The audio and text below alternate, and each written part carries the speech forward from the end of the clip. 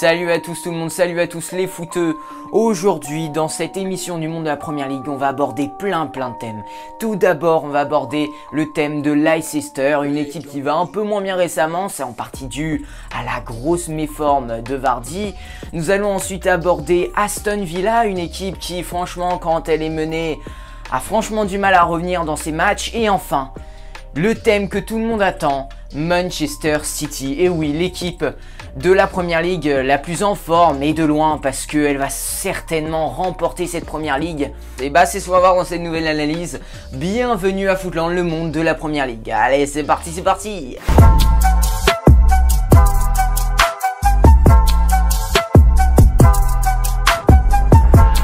Pour commencer, on va voyager jusqu'au centre de l'Angleterre. Et ouais les gars, le centre de l'Angleterre. Et ouais, j'aime bien prendre cette voix épique.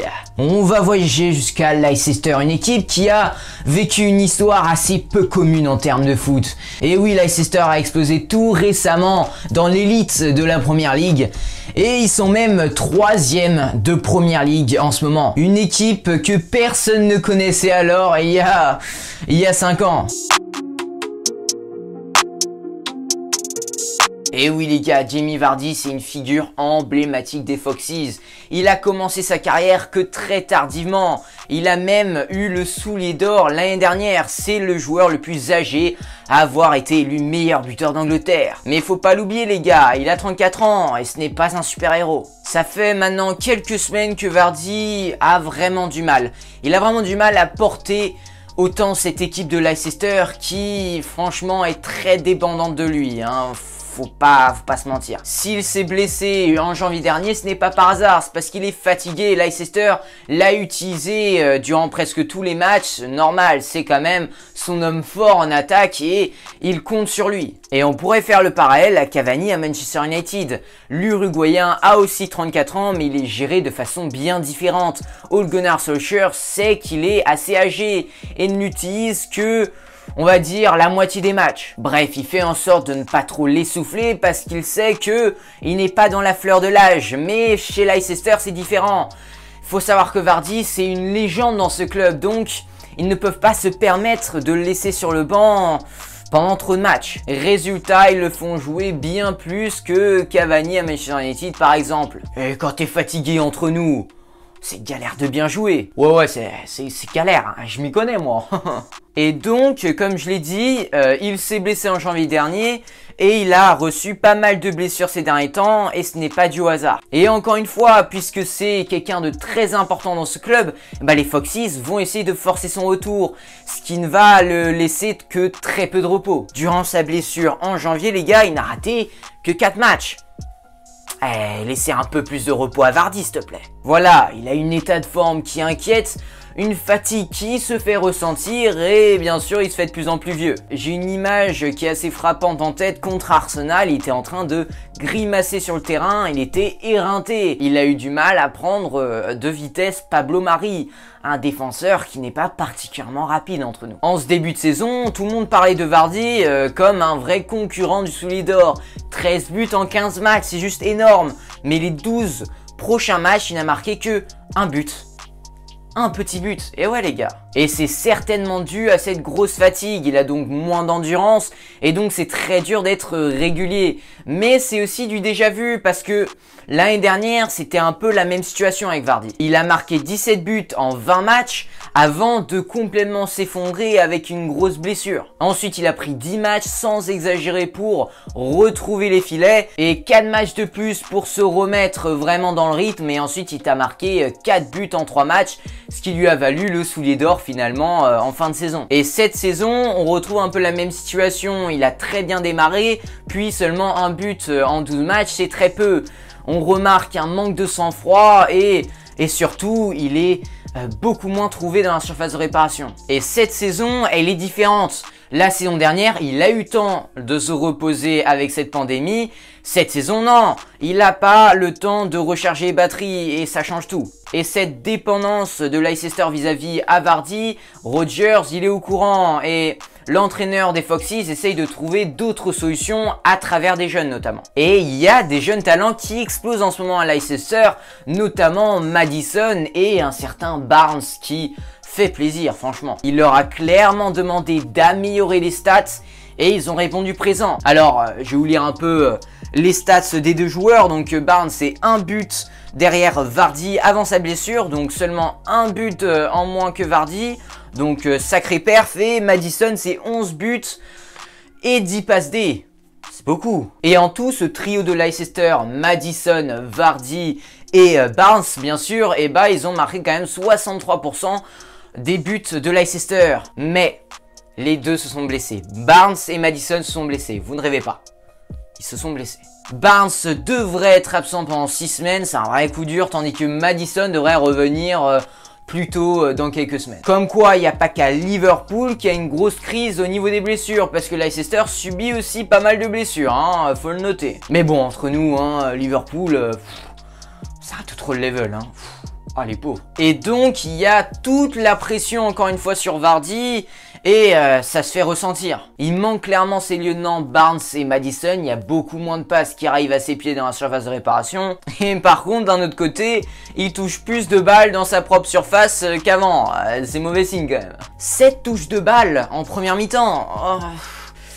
C'est peu, on dirait Icardi là. Et qu'en général, il est beaucoup moins efficace devant les buts, hein, c'est flagrant. Il a besoin de repos ce Vardy, d'ailleurs t'as peut-être Iheanacho qui va pouvoir lui donner un peu de repos, lui qui a marqué un très beau but contre Burnley. Mais bon, Vardy a un très gros mental, il devrait s'en sortir. Il a beaucoup d'expérience, franchement je me fais pas trop de soucis à son propos. Et je me dis que Leicester pourrait acheter un nouvel attaquant cet été pour éviter ce genre de situation, pourquoi pas. Bref, Leicester a peut-être un Vardy qui est moins bon, mais franchement au niveau des résultats, ça va. C'est moins bon que d'habitude ces derniers temps, mais ils sont quand même 3e de Première Ligue. Ils sont loin d'une crise, hein. 3e de Première Ligue, tu te mets bien quand même, hein. Nous, on est premiers. De quoi tu parles? Ils sont 3e. On est 15 points devant, nous. Eh, vas-y, niveau argent, t'es dans un autre monde. Donc, oh, calme-toi un peu. Oh, ils font chier ces Citizens, putain. Et prochaine destination, les gars.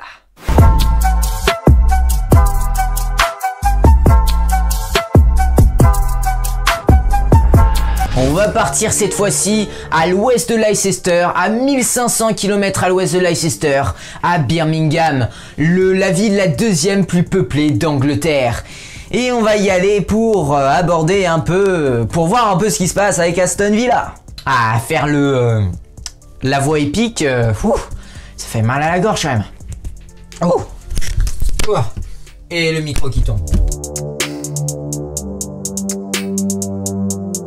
Dean Smith a demandé de la régularité à son équipe Aston Villa depuis le début de cette année 2021, mais apparemment, il n'a toujours pas trouvé. À chaque conférence de presse, il va être voir et va te dire « We need more regularity ». Je sais, j'ai un accent de malade. J'ai un côté british, qu'est-ce que tu veux? Tu as un problème? Tu as un problème avec moi? Donc on disait, et quand on abordait le fait qu'il a du mal tous les mercredis en milieu de semaine, quand il y a un match, bah tout d'un coup, il a fait une grimace, hein, le Dean Smith. Et oui les gars, Aston Villa c'est 4 défaites en 4 mercredis, il faut régler ça, je sais pas ce qu'ils font le mardi, mais je pense qu'il y a des choses pas nettes, tu vois. Et là cette fois-ci c'est encore pire, parce qu'ils ont perdu contre Sheffield United, et ils se trouvent où Sheffield United? Tout en bas, hein, tout en bas, ils sont relégables, 20e de Première Ligue, donc perdre contre eux, c'est un peu la poisse quoi, faudrait bien un peu, oh. Vous avez une famille, vous avez des mamans, faut se réveiller un peu là. Et du coup le sourire en pré-match est devenu franchement un regard noir, un regard glacial en après-match. Je vous laisse deviner pourquoi. Et c'était un match assez étrange, ils ont perdu 1-0 dans une rencontre qu'ils dominaient de bout en bout. Mais il y a un truc qui est vraiment frappant avec les Baggies, c'est que ils n'arrivent jamais à revenir dans les matchs lorsqu'ils sont menés. Et ça, c'est pas bon. Sur les 9 matchs, lorsque c'est leurs adversaires qui ont ouvert le score, c'est seulement un point pris grâce à un petit match nul face à Chelsea. C'est tout. Mais attendez, là je suis un peu pessimiste parce que si on regarde de l'autre côté, lorsque c'est eux qui ouvrent le score, très généralement, ils gagnent. Tant mieux. Bon, en attendant, ils ont perdu contre Sheffield. Hein. C'est chaud. Sheffield, putain. Sheffield là, en 20e là, putain. sont nuls. Bon, bah arrête-toi. Et oui, quand ils dominent le match et qu'ils ouvrent le score, ils remportent souvent la rencontre, c'est 12 victoires et 11 clean sheets. Donc c'est assez amusant parce que les matchs d'Aston Villa, finalement, au niveau pari, sont assez faciles à prévoir. Lorsque dans une rencontre, tu vois qu'Aston Villa ouvre le score, et bah c'est eux qui vont remporter la victoire. Mais si c'est le contraire, c'est l'adversaire qui ouvre le score, et bah ils vont le perdre.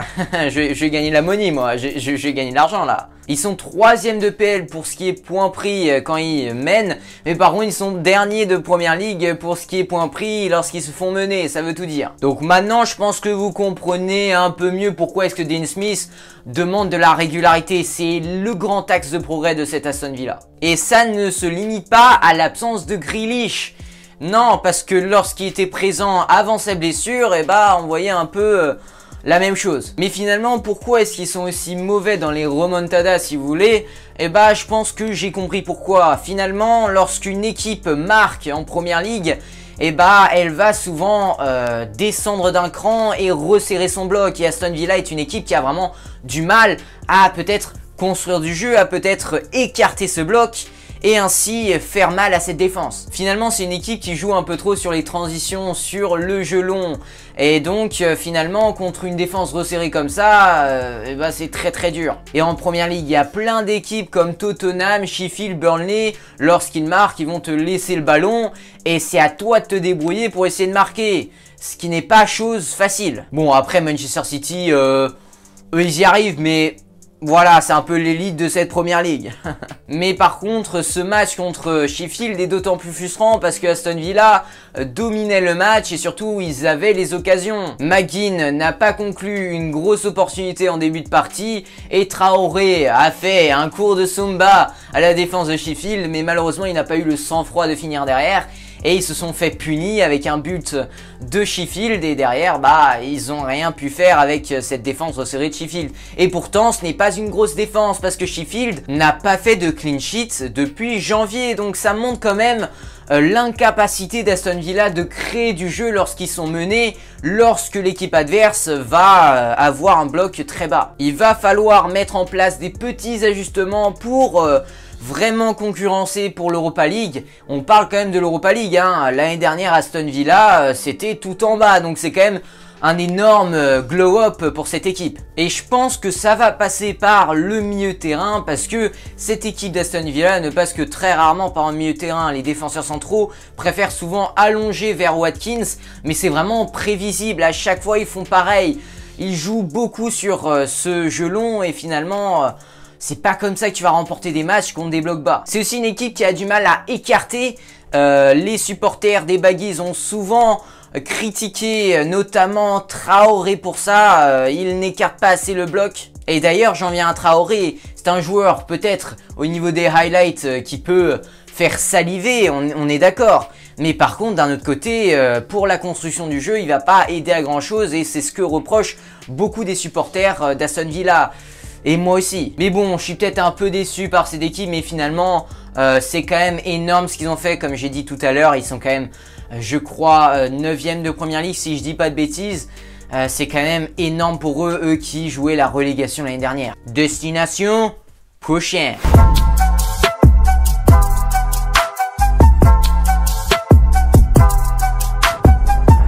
On va maintenant voyager au fin fond du nord de l'Angleterre. Là où la grande ville de Manchester règne, là où une grande concurrence, une rivalité historique entre Manchester United et Manchester City divise la ville depuis bien longtemps. Mais nous, on ne va pas s'occuper des Red Devils. Nous, cette fois-ci, on va parler des Citizens. Franchement, entre nous, quand les Mancuniens vont être déclarés champions d'Angleterre, ça est tentant de dire que c'était juste une banalité. Et oui les gars, ils ont déjà 15 points d'écart avec United. Tout semble si facile. On dirait une promenade de santé. Ils ont remporté leurs 21 derniers matchs, toutes compétitions confondues. Mais les gars, ne soyez pas bêtes. C'est loin d'être une banalité. Ce serait injuste de dire ça. Ce qui est bien, c'est que maintenant, on peut entendre les voix résonner dans un stade. Maintenant que les supporters sont absents, bien sûr que je préférerais que les supporters soient là, mais vous voyez ce que je veux dire, il y a quand même des points positifs.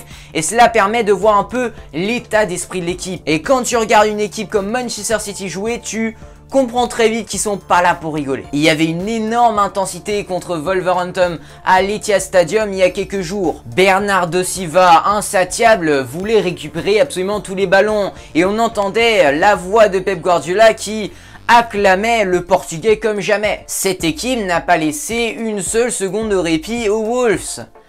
Pas une seule. Et d'ailleurs, ils ont souffert, hein, ils ont quand même perdu 4-1. Ouf. Ouf. Ouf. Aïe. Ah. Ouf. Ah. C'était un peu facile en même temps. C'était simple, qu'est-ce que tu veux, les pauvres petits loups. Les pauvres petits loups. Mais il faut savoir que City a pris du temps avant de mettre la machine en route. Il manquait de cohésion, de rythme, il manquait un groupe en ce début de saison. On avait l'impression de revoir le même Manchester City que l'année dernière qui franchement avait du mal à rivaliser avec Liverpool. Voire une équipe moins forte que celle de l'année dernière. À tel point qu'il y avait une vraie remise en question de Guardiola. Les gens ne voulaient pas le prolonger. Moi j'étais à fond dans sa prolongation. Jamais je dirais une chose pareille.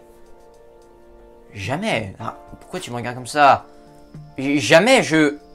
Bon, ok, vas-y. Oui, j'étais de cet avis. Je croyais qu'il fallait tourner la page et prendre un autre entraîneur, mais force est de constater que je me suis complètement trompé. Alors là, complètement. Il a encore une fois montré à tel point que c'était un coach formidable. Pour moi, son message ne passait plus dans le vestiaire des Citizens, mais finalement, il a réussi quand même à trouver la bonne formule, encore une fois. Et là, ils sont en promenade de santé. Non, ils sont pas en promenade de santé, les gars. Je trouve que ce terme évoque une sorte de passivité, alors que franchement, cette équipe des Citizens, ils sont tout sauf ça. Ils ont pris les choses en main. Ils dictent le tempo à chaque match. Wolverhampton, entre nous, n'avait aucune chance. Comme toutes les autres équipes lors des dernières rencontres face à Manchester City. C'est une équipe en mission.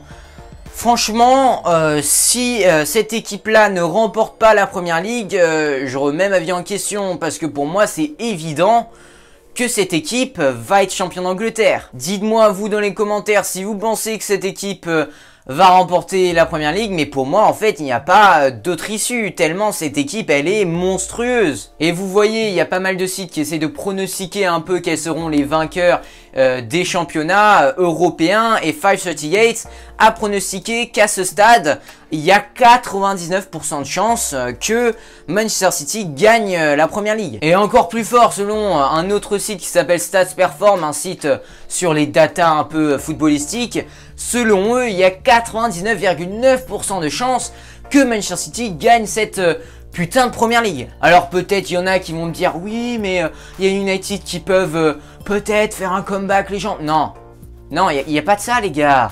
Vous avez vu un peu le match de Manchester United contre Crystal Palace? 0-0. Oh, perk. Ah. Attends, mais nous, je suis désolé.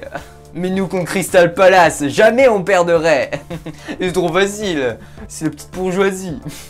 Nous on est au-dessus. Non mais c'est pour vous dire que finalement cette Première Ligue, finalement on sait déjà l'issue. Quand t'as une équipe comme Manchester City qui gagne 4-1 contre Wolverhampton, mais à côté que t'as le deuxième qui fait un match nul 0-0 dégueulasse contre Crystal Palace, je suis désolé mais là... c'est un signe assez frappant. Et pourtant, c'est fou parce que finalement, ce championnat, il y a quelques mois, c'était l'un des championnats les plus difficiles à pronostiquer en Europe. Moi, je me disais, mais waouh, ça a été une saison de folie jusqu'au bout. Non. City, ils étaient pas de cet avis, tu vois. Mais ce qui est fort, c'est que Pep Guardiola et ses hommes ne voient pas le titre comme une banalité. Ils sont en mission, comme je l'ai dit. Ils sont en mission pour se venger de ce Liverpool qui a osé se révolter face à leur suprématie sur la Première Ligue ces dernières années. Ça va, Liverpool? Ah, pas trop mal, là? Posé? Ouais. Là, ils sont pas bien, là. Ouais. Et la grosse force de Manchester City, c'est non seulement leur caractère, parce que dans un match contre Wolverhampton, alors qu'ils dominent, ils se font rattraper un partout, mais ils arrivent quand même à retourner la situation encore une fois pour remporter le match 4-1. Mais il y a aussi ce côté infatigable, puisque ce Manchester City, sur le banc, Ils sont monstrueux, vous regardez ce banc, il y a des pépites. Quasiment tous les joueurs dans le vestiaire mancunien, à part quelques exceptions, ont le niveau pour jouer dans des top clubs européens. Et donc Guardiola peut se permettre de changer drastiquement le 11. Entre deux matchs, par exemple contre West Ham, le 11 était complètement différent que le 11 contre Wolverhampton. Il y a 6 joueurs différents dans le 11. Et il y a bien sûr ce côté défensif, hein. Les Citizens sont bien plus costauds défensivement et l'arrivée de Ruben Dias a bien aidé dans cet aspect-là. Avec une défense renforcée, Manchester City est bien plus fort à gérer les moments de doute, les moments où l'équipe adverse va revenir au score. Bref, de loin, on dirait que finalement, ce titre de champion d'Angleterre, c'est une banalité pour cette équipe de Manchester City. Non. Donc voilà, j'espère que ce concept vous plaît. Et d'ailleurs les gars, ne partez pas parce que je vais vous dire quelque chose qui va vous plaire. Toutes les prochaines émissions sur la Première Ligue ou même sur le monde du football, je vais vous demander de poser vos questions. Je vais regarder vos questions dans les commentaires et c'est à partir de ces questions que je vais faire la prochaine émission. Donc vous participez directement à cette émission. Mon but c'est que voilà, cette émission soit faite par vous, mes abonnés. Mon but c'est vraiment de faire en sorte de vous faire plaisir, d'aborder les sujets que vous voulez vous. Voilà les gars, j'espère franchement que cette vidéo vous aura plu. J'y ai mis tout mon cœur, voilà, je pouvais pas faire plus que ça. Si ça vous aura plu, bah franchement mettez un petit like, ça fait toujours plaisir les gars. C'est juste le petit geste qui enchante toutes mes journées, voilà. Wow, c'est beau ce que je dis, mais aujourd'hui je suis chaud les gars, je suis trop chaud, vas-y. Et aussi les gars, bien sûr, abonnez-vous. Et oui les gars, la petite cloche, voilà, vous connaissez la formule. Abonnez-vous pour ne rater aucune de mes prochaines vidéos et avoir une vue d'ensemble sur le monde du football. C'est ça mon thème.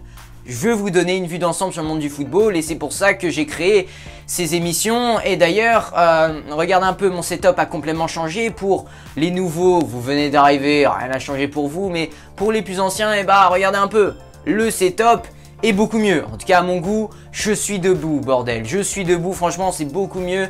Je peux m'exprimer de façon bien plus naturelle, tu vois, je suis plus moi-même. Et la petite lumière qui est juste là, regardez, hop, on va l'enlever, on va la remettre. Nickel, nickel, bien sûr c'est mieux avec la lumière donc je la mets. Donc voilà, mettez tous vos questions dans les commentaires, je vais répondre 3 questions dans la prochaine émission. J'ai hâte de faire ça les gars. Sur ce, moi je vous dis à la prochaine les gars, hein. Je vous aime les gars, je vous aime, comme d'hab, la famille, ciao.